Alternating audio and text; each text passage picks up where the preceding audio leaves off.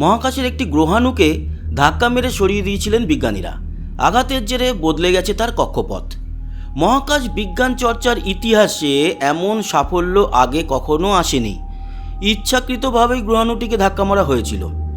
2022 সালের সেই ঘটনায় যে গ্রহাণুর কক্ষপথ বদলে গিয়েছে, এতদিনে সে সম্পর্কে বিজ্ঞানীরা নিশ্চিত হলেন। এই সাফল্যকে মহাকাশ বিজ্ঞানে বড়সড় মাইল ফলক হিসাবে দেখা হচ্ছে। ডিডিমাস এবং ডিমরফস নামের দুটি গ্রহাণু সৌরজগতের মধ্যেই ঘুরে বেড়ায়। 2022 সালে পৃথিবীর সবচেয়ে কাছে এসেছিল তারা। সেই সময় পৃথিবী থেকে এই গ্রহাণুদ্বয়ের দূরত্ব ছিল প্রায় 68 লক্ষ মাইল, মানে ওই 1.1 কোটি কিলোমিটার। আমেরিকার মহাকাশ গবেষণা সংস্থা নাসা সেই সময় একটি মহাকাশযান পাঠিয়েছিল। উদ্দেশ্য ইচ্ছাকৃতভাবে ডিমরফসকে আঘাত করা। বাইরে থেকে আঘাত করে গ্রহাণুর অবস্থান বদল করা যায় কি না তাই দেখতে চেয়েছিলেন বিজ্ঞানীরা। নাসার সেই ডার্ট অভিযান, মানে ডবল অ্যাস্টেরয়েড রিডিরেকশন টেস্ট, সফল হয়। নির্দিষ্ট সময় নির্দিষ্ট জায়গায় গিয়ে আঘাত করে পৃথিবীর মহাকাশযান। ডিমরফসের সঙ্গে সংঘর্ষে তা চূর্ণ বিচূর্ণ হয়ে যায়, এমনকি ধ্বংসাবশেষ ছড়িয়ে পড়েছিল মহাশূন্যেও।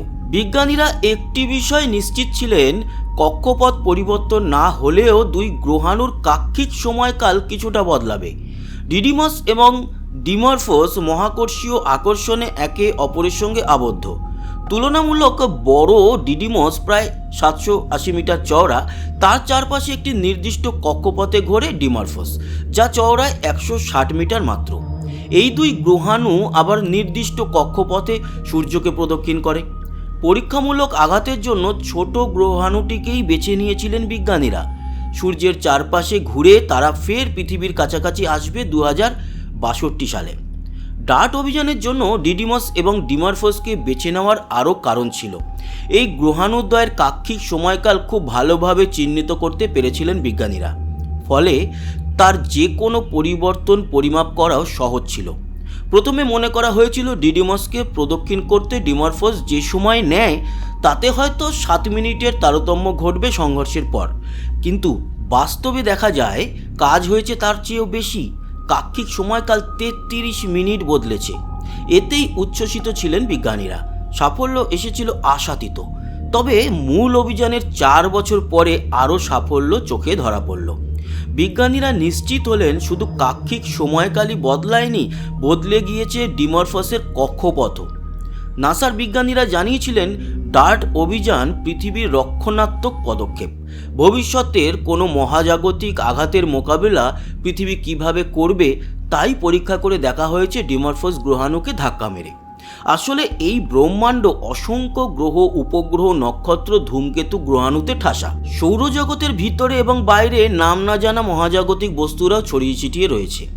ভাসতে ভাসতে তাদের কোনো একটি যদি আচমকা চলে আসে পৃথিবীর কাছে, তবে পৃথিবীর অস্তিত্ব সংকট তৈরি হতে পারে বড় কোনো ক্ষয়ক্ষতি, বিপর্যয়। এই সম্ভাবনা প্রথম থেকেই বিজ্ঞানীদের ভাবিয়েছে। তার প্রতিকারের উপায়ও খুঁজতে গিয়ে ডার্ট অভিযানের পরিকল্পনা। প্রযুক্তি দিয়ে পৃথিবীর দিকে ধেয়ে আসা কোনো মহাজাগতিক বস্তুর মোকাবিলা যে করা যাবে, ডার্ট তার ইঙ্গিত দিল মাত্র। বিজ্ঞানীদের একাংশের মতে এটা তো সবে শুরু। আগামী দিনে প্রযুক্তিকে আরও উন্নত করা দরকার। প্রকাণ্ড শক্তিশালী কোনো গ্রহাণুর মোকাবিলা করতে হলে পৃথিবীর প্রযুক্তি কতটা কাজে লাগবে তা নিয়ে এখনও সন্দিহান অনেকে। তারা মানছেন এই বিষয়ে আরও গবেষণা প্রয়োজন। ডার্ট অভিযানের আর কি প্রভাব ডিমরফস গ্রহাণুর উপরে পড়েছে তা খুঁটিয়ে দেখতে আগ্রহী বিজ্ঞানীরা। চলতি দশকের শেষে ইউরোপীয় মহাকাশ গবেষণা সংস্থা তাদের হেরা মহাকাশযানকে পাঠাবে ডিডিমাস ডিমরফস গ্রহাণুদ্বয়ের কাছে। ধাক্কার ফলে ডিমরফসে কী ধরনের গর্ত তৈরি হয়েছে তা খতিয়ে দেখা হবে। আরও তথ্য মিলতে পারে সেই পর্যবেক্ষণ থেকে। বন্ধুরা, মহাকাশ গবেষণামূলক এই খবরটি কেমন লাগলো জানাতে ভুলবেন না। সঙ্গে থাকবেন আমাদের সঙ্গে। সাবস্ক্রাইব করে লাইক আর শেয়ার অবশ্যই করবেন। কমেন্ট বক্সে আপনার গুরুত্বপূর্ণ মতামত জানাবেন। আসি, আবার দেখা হবে। সবাই ভালো থাকবেন, সুস্থ থাকবেন। টাটা।